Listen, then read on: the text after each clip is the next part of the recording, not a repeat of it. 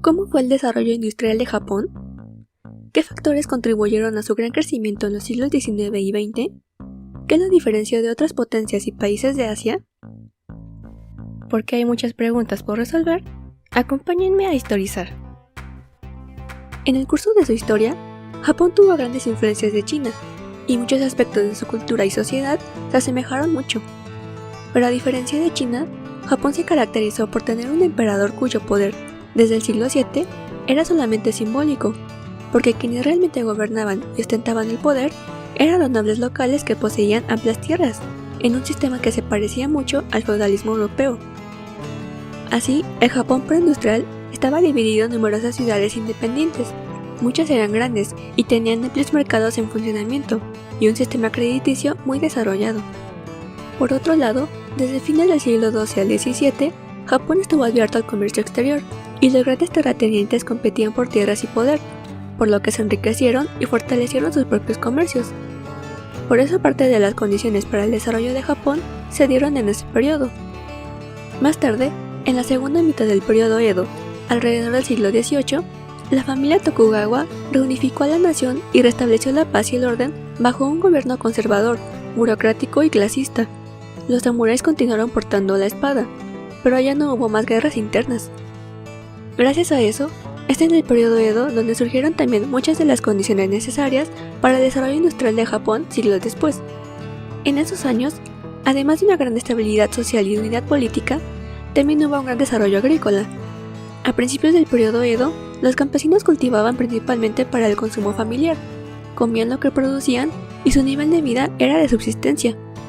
Pero desde mediados del periodo Edo, debido a que la productividad de la tierra aumentó y se creó un excedente agrícola, los campesinos comenzaron a vender sus cultivos al mercado. Así se dio el surgimiento de mercados unificados a nivel nacional, un auge del comercio, las finanzas y la clase mercantil rica, el comienzo de la manufactura preindustrial y un alto nivel de educación entre la población.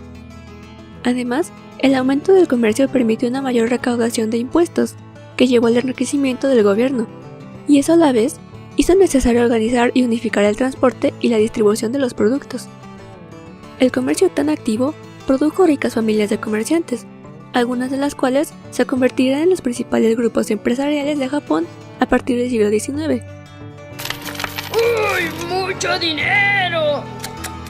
Sin embargo, con el tiempo, su ideología extremadamente nacionalista y su insistencia en la economía agraria, basada solo en la producción de arroz, le impidieron a Japón recurrir a nuevas formas de desarrollo industrial, comercial y financiero. Además, al igual que China, Japón se había cerrado a la influencia occidental por un largo periodo, desde mediados del siglo XVII hasta el XIX. Se prohibió a sus habitantes viajar al exterior y se limitó el comercio a solo una nave holandesa por año y a flotas chinas, lo que frenó el desarrollo económico basado en el comercio exterior. Y por otro lado, cuando se llegó al estancamiento económico, se recurrió a la austeridad, se extrajeron recursos de los agricultores y se impusieron muchos nuevos impuestos a los comerciantes ricos, lo que llevó a la degradación de la moneda. ¡Mira lo que hiciste, Barry!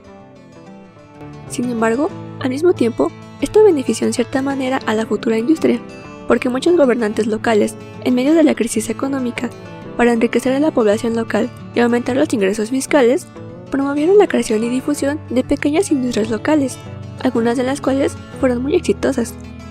Los niños necesitan un héroe. Así, en algunos han, o dominios territoriales, existieron líderes económicos locales que resolvieron la crisis de su dominio, promovieron industrias locales y participaron activamente en el comercio nacional. Nos has salvado, estamos agradecidos. Una vez llegado al siglo XIX, barcos occidentales comenzaron a acercarse a Japón con la intención de utilizar sus puertos para beneficiar su propia economía. Mientras tanto, llegaban las noticias de la Guerra del Opio, en la que Gran Bretaña derrotó a China, tomó posesión de Hong Kong y obligó a China a abrir sus puertos.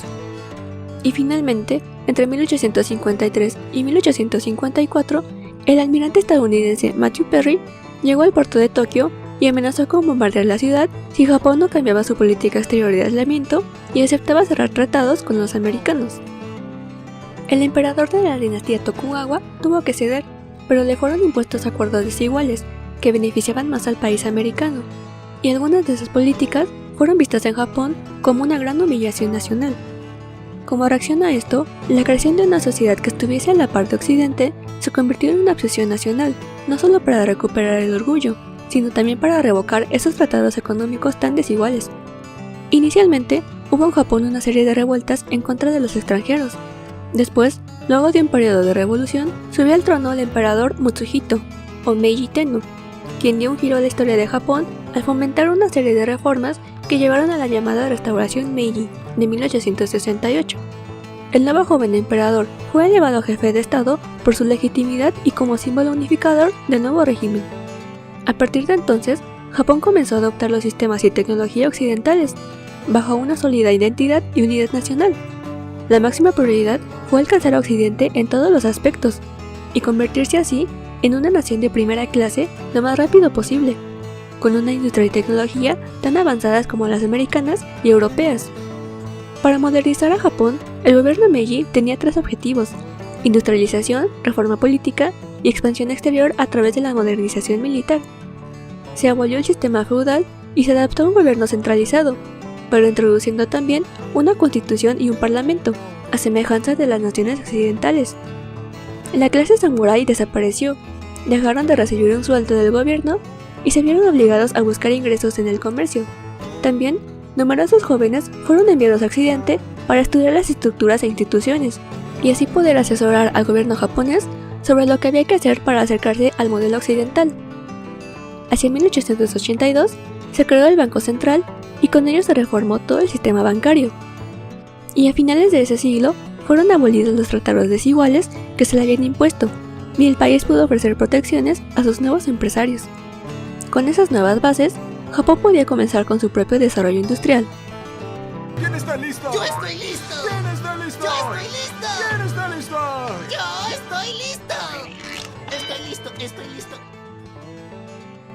Se pasó de la idea mercantilista de solamente comercializar productos locales a la industrialización, la construcción de fábricas equipadas con maquinaria moderna para aumentar la producción nacional y así acumular mayor riqueza. No fue algo sencillo. Japón era un país relativamente pequeño y sus recursos minerales eran muy escasos, por lo que debía importar muchos productos, que debía pagar con exportaciones. Pero para su fortuna, arrancó una industria que le daría grandes recursos económicos, la seda en bruto. Japón reforzó su producción de ese producto y se convirtió en uno de sus principales exportadores, desplazando el puesto de Italia. Los ingresos que obtenía en esa industria le permitieron adquirir gran cantidad de recursos que necesitaba, como el carbón y el cobre. El periodo Meiji vio también el nacimiento de muchos grupos empresariales que sobrevivieron y prosperaron hasta la era contemporánea, como Mitsubishi, Furukawa, Yasuda y Asano. Eso pudo ocurrir porque se apoyó mucho al emergente sector privado, mediante el establecimiento de industrias nacionales y la expulsión de sus rivales extranjeros. Así, con ayuda del gobierno, esas grandes empresas pudieron desarrollarse. Después, Japón buscó convertirse también en una potencia colonial. Entró en guerra con China, en la que venció y tomó el control de Taiwán. Luego, derrotó a Rusia en 1905. La derrota de la flota rusa en el mar de Japón fue decisiva, y la nación de Asia adquirió varios territorios, entre ellos Corea y parte del norte de China. A finales de la era Meiji, a principios del siglo XX, poco antes del estallido de la Primera Guerra Mundial, Japón se había industrializado con éxito en las manufacturas sencillas, especialmente en los textiles, aunque las industrias pesadas y de maquinaria todavía estaban muy poco desarrolladas. Fue después de la Primera Guerra Mundial y de la crisis de 1929 que, a diferencia de otras naciones de Occidente, afectó poco a Japón, que la nación logró despegar con más fuerza su industria y colocarse más cerca de las potencias occidentales. Gracias por ver el video de hoy. Los espero en la próxima ocasión para seguir respondiendo más preguntas históricas. ¡Chao!